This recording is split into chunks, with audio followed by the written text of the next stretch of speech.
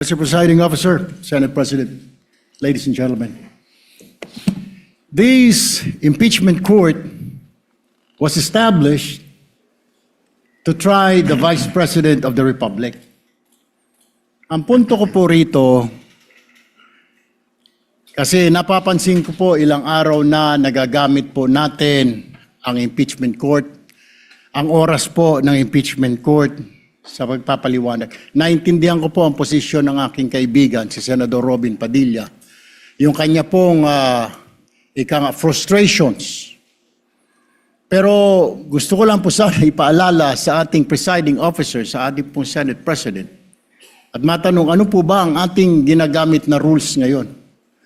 Pwede po ba yung mga problema po labas sa impeachment court na ito o labas sa kaso ng Vice President ay dadalhin natin dito?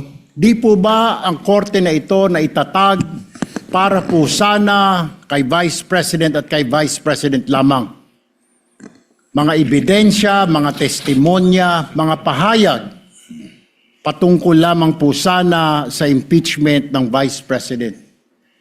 Kasi dito pong mga nagdaang araw, Mr. Presiding Officer, Senate President, mga kasama, napansin ko po na nagagamit ang oras po ng impeachment court sa pagtatanggol po ng mga nakaraang araw ng sarili ng ilan sa mga kasamahan natin sa mga akusasyon. This is not the right forum and the right venue and not the right time to explain your situation.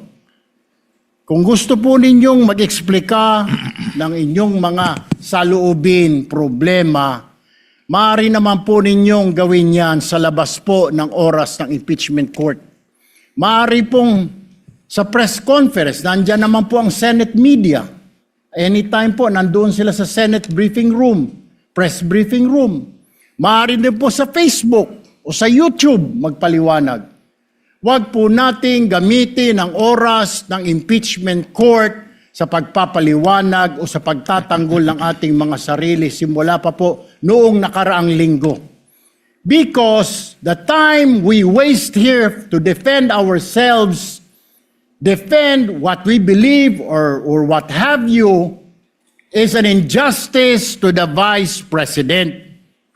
Yung oras po na ito dapat ilaan natin sa pakikinig sa depensa ng Vice Presidente, sa mga akusasyon laban sa Vice Presidente, hindi po pagdidepensa sa mga sarili natin kung tayo inaakusahan ng kung anong mga ahensya, kung tayo po ay may mga kaso, may mga investigasyon.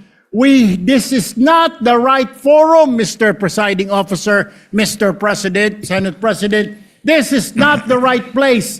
This court was established, was created, the impeachment court, for the Vice President and Vice President only. This should be her time. This should be her forum, not our forum here, na ilabas natin ang saloobin natin, mga sagot natin sa mga akusasyon, mga kaso laban sa atin. And this is not also the time, Mr. President, Mr. Presiding Officer, na hanapin yung mga kasama nating nawawala, nakakulong, dapat po doon sa Senado natin, sa sesyon natin, and not here in this court, Mr. Presiding Officer, Mr.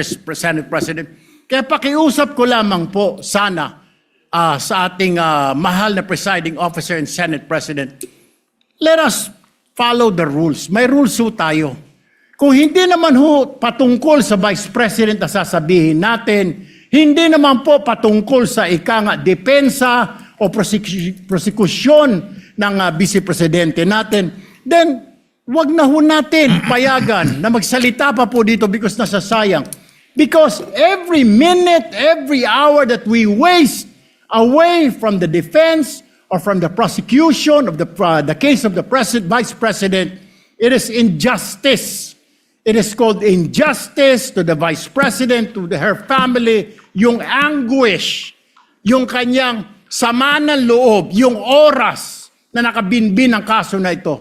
Let us do this impeachment trial as quickly as possible. If we have to clear the Vice President, then let's clear her. If we have to prosecute, then prosecute her with the evidence kung meron. Not waste our time kung ano-ano sinasabi natin dito to protect ourselves, to defend ourselves. This is not the right forum, Mr. Presiding Officer. Kindly wind up, Mr. Senate Senator Judge President. Erwin Tulfo. This is not the right forum for us to defend ourselves. Bring it somewhere else. Bring it to the press. Bring it to the social media, but not here. Thank you, Mr. President. The remarks of the gentleman are noted. Earlier, Senator Judge Allen asked to be recognized. Are you